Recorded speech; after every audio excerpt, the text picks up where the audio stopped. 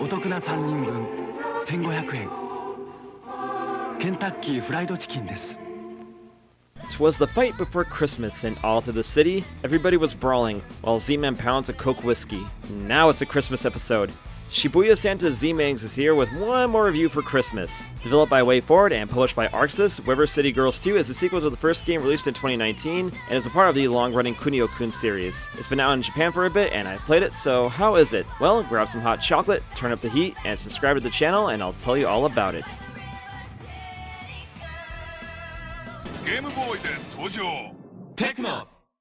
Before I launch into the review proper, I should let you know about the River City series. It's a part of the long-running Kunio-kun series from Technos, who was also behind the Double Dragon series, and by extension the hit movie of the same name. Most probably know the Kunio-kun series from the NES classic River City Ransom, as well as the spin-off Super Dodgeball and Crash and the Boys. Kunio-kun was Technos' most popular series in Japan, but sadly their over-reliance on the series, as well as internal issues, caused Technos to go bankrupt in 1996. Arxis would buy the series and start making new titles, as well as bringing over the games that never left Japan. If you can find it, River City Tokyo Rumble for the 3DS is a damn good game. WayForward would make a new continuity with River City Girls, which had a fresh coat of paint for a new generation. Instead of playing as Kunio or Riki, you played as their girlfriends, Kyoko and Misako.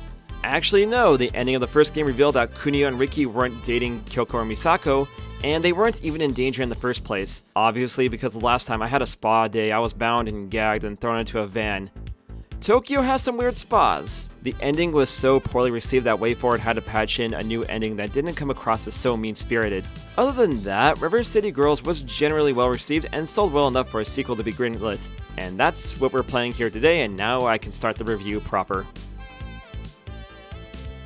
If you didn't play the first title, don't worry, the unskippable comic cutscene lets you know that Misako and Kyoko defeated the Yakuza Princess Sabuko in the previous game. Her defeat reaches her father Sabu, who gets so pissed off at her failure that he hulks out, punches himself out of prison like in Rikyo, and manages to take over River City in the span of a couple months. The Yakuza still hold their grudge against Kyoko and Misako and have them, as well as Kunio and Riki, go into hiding for 2 months. Though it wasn't so bad for them because all they did was play games during that time, and their reason for leaving the house at all is just to get a new game. Do you know what digital downloads are? You can choose one of 4 characters. I'll pick Kunio because he's basically Gen Z Kiryu. And now we're off to get that game. I will say first impressions were bad.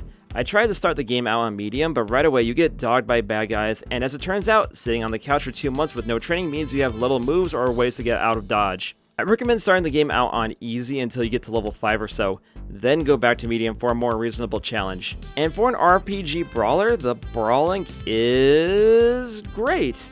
It better be because 95% of this damn game is just punching dudes, girls, robots, or whatever River City has to offer. And that's the key to having a good brawler. You need variety to keep things from feeling stale.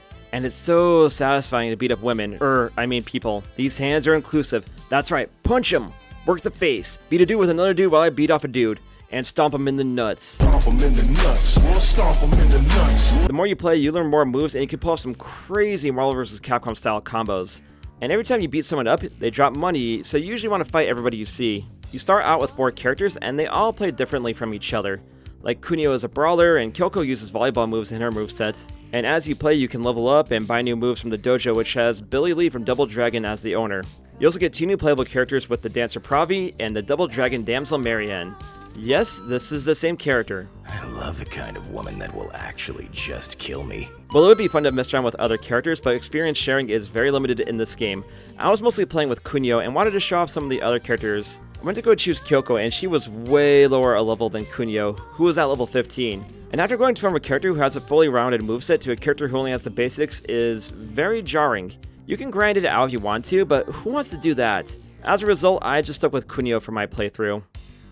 WayForward knows how to make a good-looking game, and well, just look at this game. There's so much life and personality in River City. The downtown area looks like a hole where I would get way too drunk. The slums are so beat up and depressing, and it looks like what would happen if a game were to actually take over a town. And I'm pretty sure this is the apartment where Frank and Charlie live in. You'd be apathetic to all the violence around town too if you had to huff glue and eat cat food to fall asleep every night. There's a level where you go into Technos' headquarters, and it's a giant tribute to Technos' work. There's also minigames like Dodgeball and this dancing minigame, which are peppered in just enough to cleanse the palate. It's so creative, and it makes River City all the more lively. Adding to this is the excellent soundtrack, which really sets the mood for each area, and Arxis went all out with the voice acting, and everyone brings so much personality to the characters. tortured. You don't look tortured. We can fix that though, if you keep mouthing off. So the gameplay and presentation are great, so why do I feel mixed on this title? Well, River City is an RPG and a beat 'em up, and as a result it has a lot of dialogue. And it's clear from the word go, River City Girls 2 is a light-hearted experience. Those things are fine enough on their own, but here's the issue with the game. It isn't funny, which is kind of a big issue for a comedy. Bad comedy is only second to bad horror in terms of mental pain. There's a lot of meta humor like, hey, why can't you do this move from the past game, or hey, look, experience points. Kyoko and Misako break the fourth wall constantly. What could have been cute lines end up becoming major cringe. The other flavor of humor is lampshading tropes. Like, they acknowledge a cliche but don't go anywhere with it. Like in the Technos area, you fight the owner Suiko, and she talks and acts like she learned English from TikTok. She keeps talking about social media and getting her order at Starbucks right. There's a setup for a joke here, and her voice actress is really giving it her all, but again, she has no punchline. This is corporate humor. The kids like memes and emo dudes and chicks with six-packs. That's comedy, save it. It's the yo-yogi of side-scrolling beat-em-ups. And I know humor is subjective, and my attempts at humor probably don't land. I grew up on Adult Swim, Cartoon Network, AVGN, and Nostalgia Critic. My sense of humor has been destroyed. I can look at an image like this and find it to be hilarious. If you follow my Instagram, which you totally should, I post all kinds of weird and surreal shit because I think it's funny. None of the lines in this game got a laugh. Maybe a smirk, but that's it. It doesn't help that Kunio and Kyoko come across as total self-centered idiots. As if the world of River City revolves around them. Well, it kind of does, given that they were the reason why the Yakuza are even in control in the city in the first place. But they take the seriousness of their situation like you would getting an energy drink from the convenience store. A character waves a gun at Kunio and friends, and all they do is nothing but make light of the situation. This is a town that's covered in garbage, totally overrun by gangsters, and people have no reaction to the constant violence that happens every day. You think people would take things a bit more seriously. There is a way this could have worked. Like, maybe the River City girls act a bit crazy and everyone else plays things seriously, kind of like Deadpool. Instead, there's no weight to anything. It's a serious story that's being told as a comedy being written by people who proudly spend money on Reddit Gold. I think this image sums up the issues with the comedy.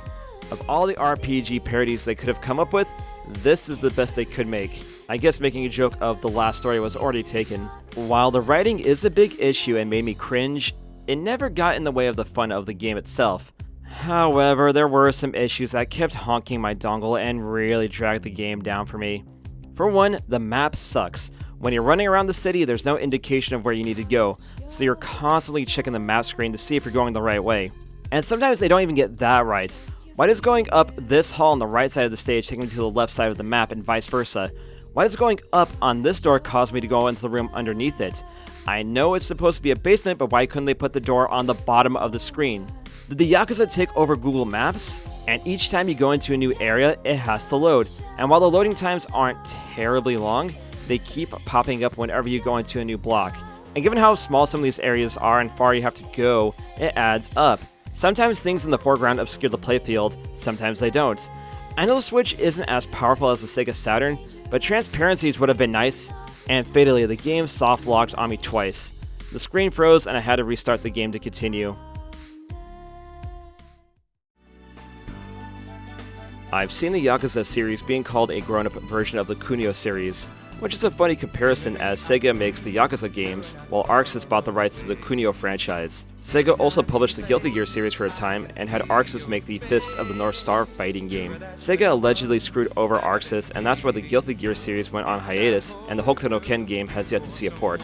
Just a bit of trivia for you. As for River City Girls 2, it's Mid-City Girls, which sounds like a soapland.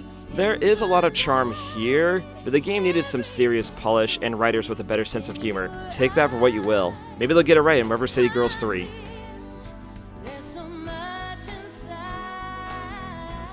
I think the pieces are there in River City Girls 2 to make, a masterpiece of a beat 'em up. But it really needs better writing and way more elbow grease to iron out the quality of life issues this game has. If you are looking for a brawler to play with the family, I recommend just sticking with Streets of Rage 4 or that new Ninja Turtles game that came out earlier this year. Or maybe I'm missing something. Maybe there are people who really like the River City Girls games and they will let me know in the comments. But while you're down there, make sure you subscribe to the channel and hit the bell as well for notifications on future videos.